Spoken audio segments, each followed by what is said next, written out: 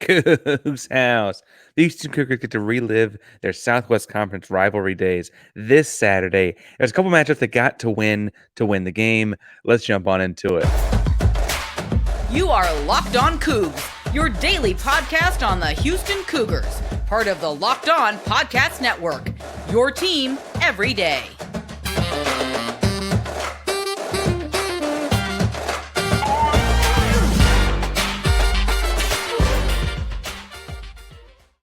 Welcome to Locked On Cougs, the daily podcast about your Houston Cougars. I'm your host, Houston-born teacher and coach Parker Ainsworth, here to break down all things Cougs. If you're a U of H fan or just a hater who can't step by, please be sure to subscribe down below. That way, latest on the Cougs in your newsfeed each and every day. We appreciate you making Locked On Cougs your first listen of the day. And welcome back to the YouTube channel. We found us. It is so good to see you again.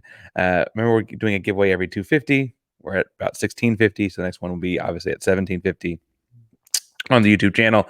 Hit subscribe to help us get there. Like and comment on the video, listening to the contest. If after hearing all the things that Houston's got to do to win this game on Saturday, you just don't know what to say, tell us. Okay, honestly, tell us how you like your beef cooked, because we're cooking cows up this weekend. Now, as we back up and talk some about Houston and Texas on Saturday, I want to look at a couple different things that they've got to win, a couple matchups, I should say, they've got to win. First, they got to ride Sac Avenue and win the matchup on the line, specifically in a couple different ways. We'll talk about that in a second.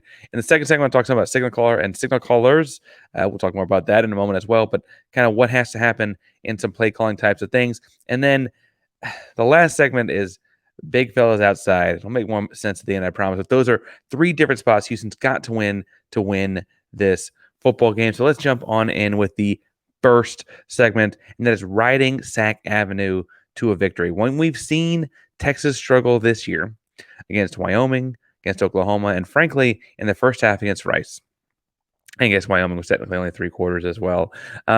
What has happened is teams have gotten to Quinn Ewers and gotten him off of his mark, and the way to do that would be through Sac Avenue, obviously getting past the Texas offensive line. The Texas offensive line is good. It's talented. I'm not saying it's not. It's got, as every position group they've got crazy high-ranked this, that, and the other things. I will say Patrick Paul is better than any of the 5, and so theoretically, ones versus ones in practice, you get a pretty good look. Patrick Paul is ranked as the Pro Football Focus highest ranked offensive lineman in pass rush, or in pass blocking, I should say, in America. So obviously, you can get a pretty good look at practice each day. How often they're going ones versus ones, I don't actually know, but you feel my drift there. Texas is huge, though. That's the thing where the difference comes in, is that their guys are big. From left to right, they go 6'4", 325, 6'5", 320, 6'3", 315, 6'3", 343, and 6'6", 321. That's on official heights and weights, but that is very, very big. And I think the deal there is that they're long-armed, etc.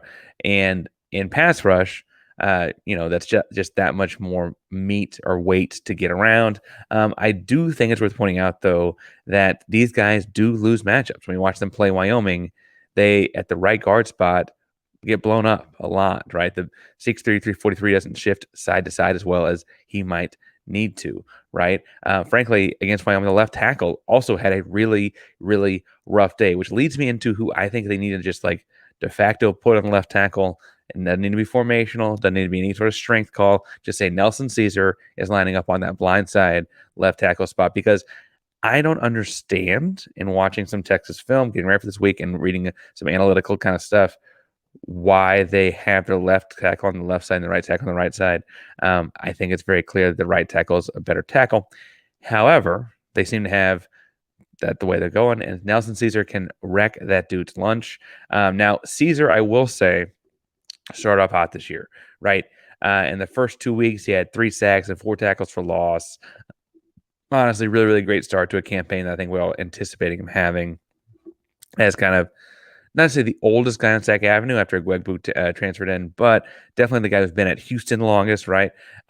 He has since been game planned for a little bit. You can kind of see that kind of stuff when you see, extra chips, extra tight ends, extra running backs, just slides, and all kinds of things to find him in pass blocking. We have seen Brian Early kind of move him around some when it's more like traditional pass rushing situations, where he's in more of a 2-point stance and roaming, just to kind of, trick up the offense, make sure they can't just get a key and a hot read on him.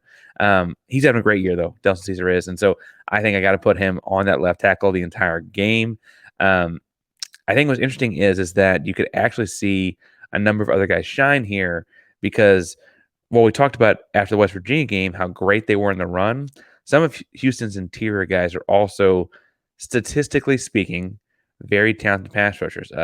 If y'all haven't figured out yet, I really like watching Chidozie Nwankwo play football. He is a man's man in every way. And we talked about him in the West Virginia game about how he ate up the run, right? And we said he had to win his matchup with Jack Frazier, the future pro center from West Virginia, and Chidozie did, right? That said, Dot has to be able to adapt to the pass rush game in this game as well. I don't think he's playing as talented a football player as he played last week, but he's playing a bigger person. Like, I guess they're both listed like 6'3", 315 and 6'3", 310. But this Texas guy is a much bigger looking individual just on film. I don't know when the height and weight were taken. Dot has only played 67 pass rush snaps. He had obviously the injury, and frankly, when he came back from the injury, it felt like in pass rush situations they kind of let him take, like if he had a limited snap count, he played more of the run kind of stuff. But he has really good win percentage in his 67 pass rushes. That is to say that he's winning pass rush matchups more often than most guys across college football. He just doesn't have the opportunities. I do think in watching him go, what would be really, really important for him is if he is getting that double team look like he does as no tackle so often, to keep what we would tell him, keep a wing out, right? So keep an arm free, but keep an arm free and make sure that like he can play any sort of a flushed quarterback. If they like pull the pass rush circle and flush the quarterback up the middle, that he can make a play off of that. Because frankly, getting penetration in a double team against these guys feels difficult. I don't want to say it's impossible. Why would I tell Don Wonko anything's impossible? I do think his other compadres up front, Cedric Williams, could have a really, really big game. If you're going to do doubling and chipping on Dot and Nelson, that leaves a one-on-one kind of matchup for Cedric. Cedric's got a really sneaky good pass rush here. Now, he also had some injuries and hasn't had the pass rush snaps. It's a kind of similar situation to Nwankwo, but he has the second highest pass rush rate of any win rate of anyone on the D-line. That's big time for Ced at this point in the year. You kind of start to see trends break out, and that I think makes it's not just like he had a great UTSA game. It's like he just had a great West Virginia game. He's had, or not just a great TCU game, like he's had a really, really strong year. He's strung together a great set of 6 games so far. And watching Ced work some of that pass rush move in the one-on-one situations that he's getting because his teammates are so talented, it's like that's when you want your guy to win, right? You hope your talented teammates kind of elevate the play of others. That's how they're elevating the play of Ced. Ced also is making the moves himself. He's going to win the one-on-ones, but getting those one-on-ones as a D tackle is really, really effective. And then my other sneaky pick here is Anthony Holmes. Ant's had a great year. Honestly, so this is me. Maybe you're going to call me dumb and never listen to this again. I did not have Anthony Holmes having this kind of impact this year. I thought he was a little bit younger, all those kind of, we have the guys like that. We have Ced. What's going to happen? Maybe you want to put Nelson at 3 technique and move stuff around. Brandon Mack, I thought was going to be, he had obviously had his injury. I thought he might impact some of the 3 technique as well. Anthony Holmes has played a lot. He's played well. He's played effective. He's the 3rd highest win rate in pass rush on anyone on the team or any inside in front 7 guys. Because pass rush, when it gets thrown off, when like I think the technical highest on the team is like I want to say it's a corner, because like you send 2 corner blitzes, they win 1, they get a 50%, right? like that's of anyone in the front 7, Anthony Holmes is the 3rd highest. Really important that those guys that have consistently won matchups all year win matchups this weekend as well. We saw them do it against a great offensive line against TCU. We saw them stop the run against West Virginia. This game, the game is going to be getting Quinn Ewers off of his spots, because when he has time to settle in and throw, he has a big, big arm. But when you get him off of his spot, he's kind of on the back foot falling away. He throws it like he can still throw it to those spots. And frankly, that kind of messes up a lot of what they want to do. He throws a duck here, a duck there, pick gets taken away, right? This would be the kind of game that if they can get after Quinn Ewers, as people have this year, they could have a really, really fun and somewhat historic Saturday night. Now, if you're looking at this like, man, Houston ended up with a bunch of great pass rushers. How'd they end up getting so lucky? Yes, some of them did come in the transfer portal, and that's just like looking for a new job. You go there and find someone new to hire, new to pull into your squad. And if you need to pull someone new into your squad, transition, These days, every new potential hire can feel like a high-stakes wager for your small business. You want to be 100% certain that you have the best qualified candidates available to you, and that's why you go to linkedin.com/LockedOnCollege. LinkedIn Jobs helps you find the right people for the right team faster and for free. Again, if you can add Gwegbu to your roster, do it. LinkedIn Jobs helps you find the qualified candidates you need to talk to faster and for free. Post your job for free at linkedin.com/LockedOnCollege. LinkedIn.com/LockedOnCollege. Post your job for free. Terms and conditions apply. All right, if I look distracted, that's because the Astros officially won and are now tied 2-2 after playing in Mimic Made Park. The second matchup I wanted to talk about here is Signal Caller versus Signal Caller. And I had the same matchup on the board last week, and it worked. But it's not just the good juju I'm doing there. I actually think this is an important matchup for Houston. The defensive coordinator for Texas is a guy that I believe, if pronounced this correctly, is Pete Kwiatkowski, the defensive coordinator, versus Donovan Smith. And I say that to say that last year, Donovan won this matchup. Last year, Donovan Smith's best game of his career thus far, including throwing a Hail Mary against West Virginia, I'd argue. The best game of his career came against Texas. He was 38 of 56, 331 yards, 2 touchdowns, no picks. He officially had 15 carries for 42 yards and a touchdown. 4 of those carries are getting flushed out of the pocket scrambles. 3 of them were sacks. And so 8 called runs. But anyway, for 42 yards and a touchdown. And you saw it out the gate with Donovan in the Tech versus Texas game a year ago when he was the starter. He took a little personal, as I think most of the guys in our roster will, right? Texas is a school that frequently overlooks a lot of the guys that we've got.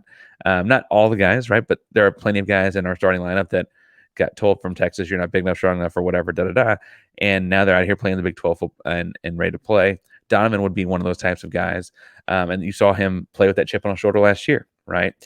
Opening drive, they're marching, and then he runs a power read play that he keeps, and he runs over linebacker. The contact on that play starts at the 3, and Donovan spills into the end zone. I mean, all juices going. He had a lot of snap on his ball. We'll get to more of that in a second. But all that effort with Tech's roster, and they ended up winning by 3 at home in overtime. Now, I will take a win by 3 at home in overtime this weekend. I don't mean to say I won't. I will say, though, that with Donovan playing as well as he did in that football game, it was still that close. And so we need him to play that well. We need him to win that matchup again. And frankly, if you look at what Texas's defense has done against things over the course of the year, right, they've struggled with mobile quarterbacks. It's one of the reasons they had problems with Donovan last year. It's one of the reasons they had problems with Dylan Gabriel from Oklahoma. Just what is that at this point? It's been almost 2 weeks, right? Like Texas, theoretically, is a big, strong, fast team. But schematically, they have problems tracking the running quarterbacks and accounting for him without also giving up stuff in the pass game. If you look at the game winner thrown from Oklahoma, yes, a guy falls in the red zone and ultimately leaves a very open wide receiver, but they're in man-to-man as opposed to a zone or something over the top of that because they've got to keep guys in the box to account for Dylan Gabriel running. Had they not had to do that, obviously there probably would have been some sort of a free safety over the top kind of shifting kind of thing because they weren't a passing situation. Oklahoma was, right? And so they have to run cover 0 in the red zone because if Dylan Gabriel gets out of the pocket, they got a problem. Those kinds of issues for Texas should be present if Houston can keep from shooting themselves in the foot this week. We've seen Houston have games that do shoot themselves in the foot, but we also have seen games in like the West Virginia game where they kind of got out of that one pretty unscathed. And so those kinds of things have to happen this week. Now, much like his West Virginia game, like Donovan Smith completed his last 16 consecutive passes in that game, right? The way he was throwing the football, obviously he didn't go 56 for 56 in his first and it's the Tech versus Texas game last year. But the way he was throwing the football, the zip he was putting on it, the inflection, and frankly, throwing it with zip into tight windows, like trusting his guys. Frankly, in the West Virginia game, you can almost argue he trusted them a little too much in the first half because he had one throw that certainly should have been picked. West Virginia dropped it. But all of those kinds of like power throws, and then the trust in receivers to make plays and so on, all of those things, right, that he did against West Virginia are things he did at Tech last year to ultimately win this football game. You see him hitting tight ends in the, we call it the soft spot between the linebackers and the safeties, right? He hit tight ends in the soft spot where he puts it just like he throws it so hard the linebacker can't get to it, right? The linebacker technically, I think, should have it underneath covered, and it just goes right by his face. Like he just can't get to it, right? It's not quite like inches from his face close, but it is the kind of play the guy probably should have been able to break up. You also saw him put on the sideline with some zip from the start to the finish of the football game.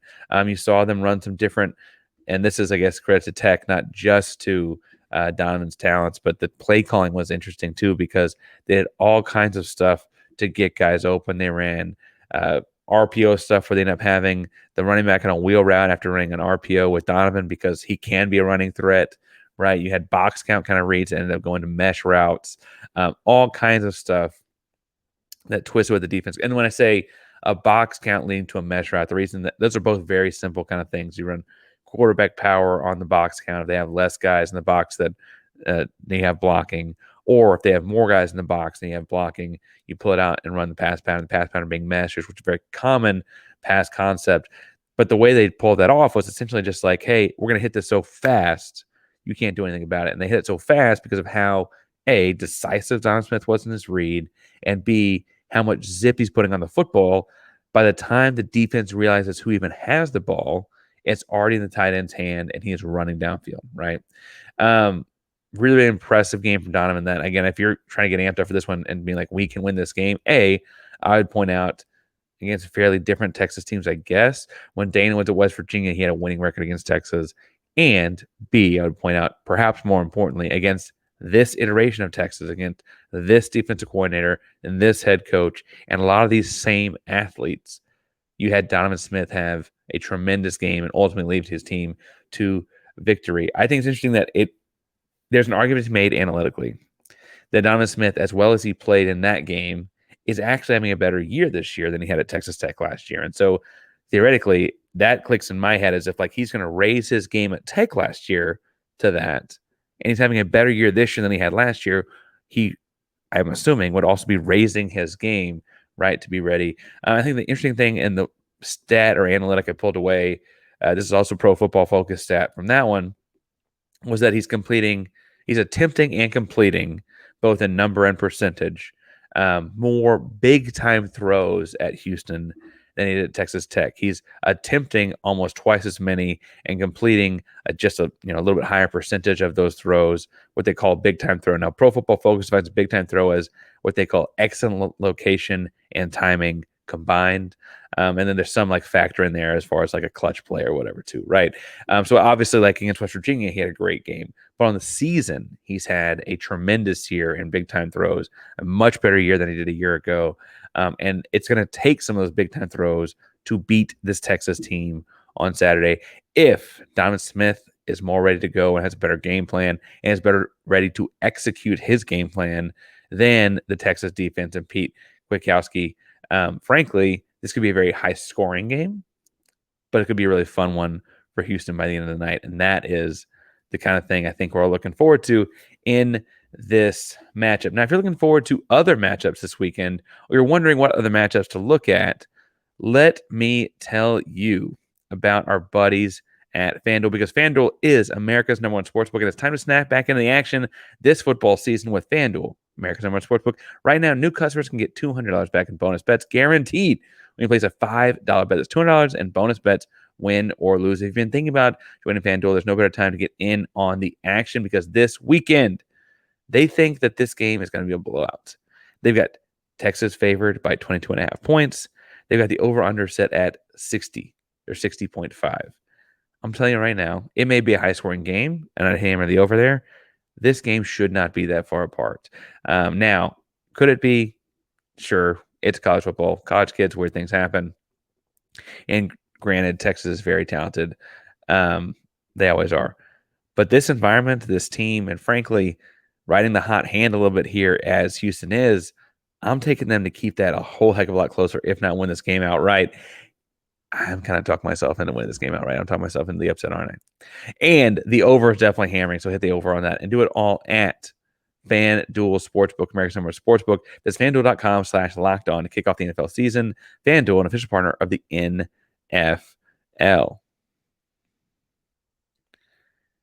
All right, the third and final segment I've got here, I want to talk some about ultimately the matchup that might lead to all that scoring we talked about in our FanDuel bit, right? Because frankly, as we look at this, the thing Texas has hung their hat on all year is a very talented wide receiver room. And we, against West Virginia, needed to stop the run, had a game plan to stop the run, and ultimately almost lost the game through the air, right? And that's worrisome because what West Virginia was able to do was get big receivers on small defensive backs, one-on-one matchups because of the focus in the run game, and let it fly. Texas hangs their hat on three receivers and a tight end. I was going to say handful. It's really three receivers and a tight end, and those guys get all the snaps. And it's not unlike how Houston's kind of got their big three. It's the same kind of concept, though. They got Xavier Worthy, Adonai Mitchell, Jordan Whittington, and then Jatavion Sanders, who's the tight end, is technically, but he is catching the ball like a wide receiver. It's like Xavier Worthy has like 45 targets. Adonai Mitchell has 37 targets. Jordan Whittington has 29. Jatavion Sanders has like 26. Just take my number, 26. And the next size guy's like 11, and it's a running back, right? Like those guys get the passes thrown their way. And I think in a vacuum, I would trust Malik. I would trust Isaiah, etc. The thing that worries me is after watching the West Virginia game, and why I think they've got to try to win this matchup in particular, or keep this at bay. And we'll talk about what that looks like in a second. West Virginia was able to isolate in crossing patterns big 6'4", 6'6" type guys on 5'8" type guys, right? You are who you are. We can't change that part. And again, I like the skills out of our kids, but we do have smaller defensive backs, right? Xavier Worthy is 6'1", Adonai Mitchell is 6'4". Whittington's also 6'1", and Jatavion Sanders is 6'4", right? Those are big-bodied guys.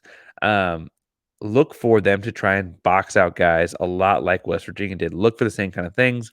Football is a copycat sport.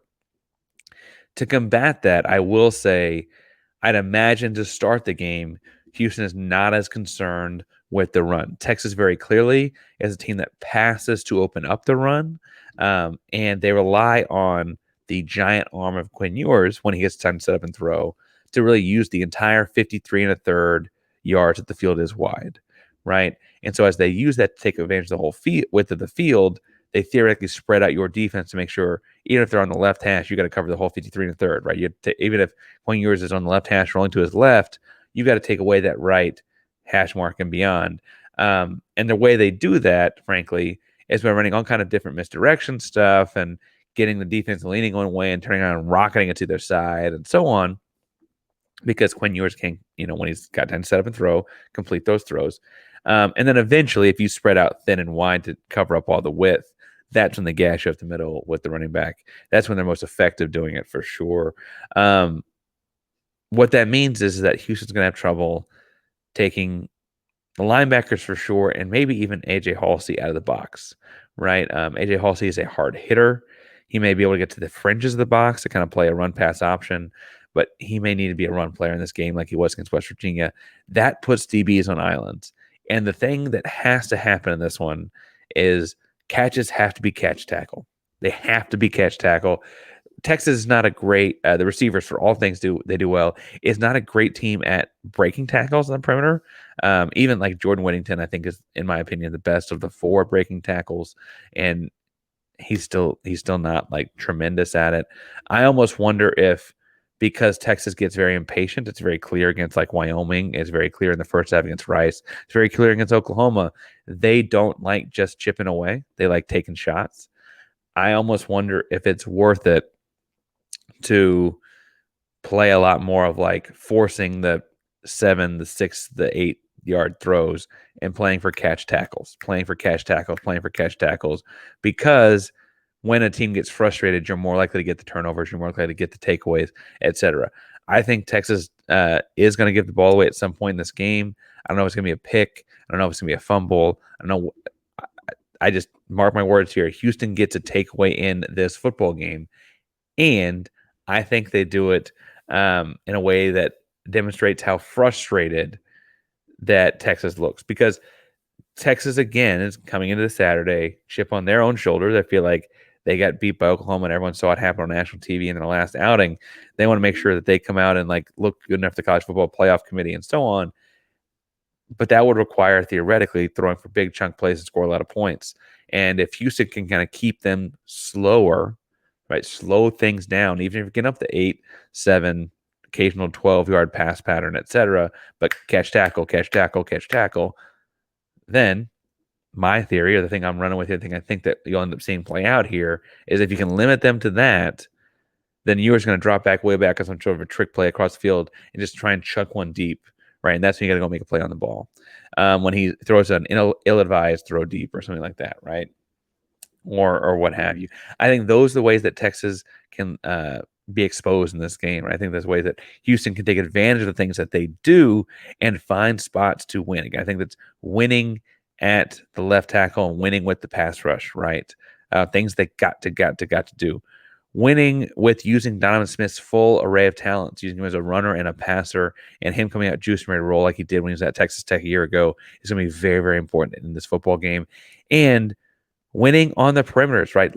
Understand that they have a lot of size out there, but making them beat you with 1,000 cuts as opposed to one big gash, right? Making them do it slowly will be really, really important in this football game. Now, obviously, there's some things you got to do every football game, like contain the run. There's things you got to do every football game, like not have a bunch of penalties and all those kinds of things. But if you think I'm missing something, tell me in the comments down below. Tell me what you think a key to winning this football game is. Now, obviously, at this point in the week, I've always talked myself into Houston winning. That's just how the week goes. As I watch film, I watch whatever, and I'm like, by the time we get to Friday, I'm like, all right, I think they got this one.